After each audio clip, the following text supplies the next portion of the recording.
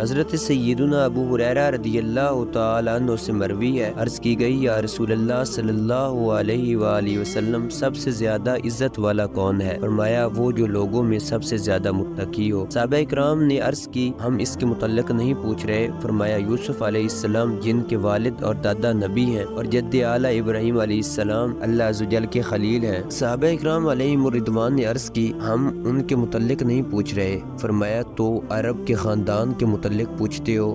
سنو، جو جاہلیت میں بہتر شمار ہوتے تھے وہی اسلام میں بھی بہتر ہیں، بشرطے کہ دین کی سمجھ رکھتے ہوں۔ اذا فقہوا کا مطلب ہے کہ جب شرعی احکام کو جانے۔ فسر شہیر حکیم الامت مفتی احمد یار خان علیہ رحمۃ الحنان حدیث مذکور کی شرح کرتے ہوئے فرماتے ہیں جب یہ سوال کیا گیا کہ سب سے زیادہ باعزت کون ہے، یعنی اللہ عز و جل کے نزدیک یا دنیا و آخرت میں کون محترم ہے، تو فرمایا وہ جو لوگوں میں سب سے زیادہ متقی ہو۔ چنانچہ قرآن کریم فرماتا ہے ان اکرمکم عند اللہ اتقاکم، بے شک اللہ کے یہاں تم میں زیادہ عزت والا وہ جو تم میں زیادہ پرہیزگار ہے۔ خیال رہے کہ انسان کے لیے تقوی ذاتی شرافت و عزت ہے، اسے حسب کہتے ہیں، اور عالی خاندان عارضی عزت ہے، اسے نسب کہتے ہیں۔ مبارک ہے وہ جو حسب نسب دونوں میں اعلیٰ ہو۔ لوگوں نے کہا کہ ہم اس کے متعلق نہیں پوچھ رہے، تو فرمایا کہ یوسف علیہ السلام سب سے زیادہ معزز ہے، یعنی یوسف علیہ السلام حسب و نسب دونوں میں بہت اعلیٰ ہے، یہ خود بھی نبی ہیں، یہ ان کی حسبی عظمت ہے، ان کی 3 پشت میں نبوت ہے کہ والد نبی، دادا پردادا نبی، یہ ان کی نسبی شرافت ہے، یہ ان کی خصوصیت ہے۔ جیسے حضرات صحابہ میں ابو بکر صدیق رضی اللہ تعالی عنہ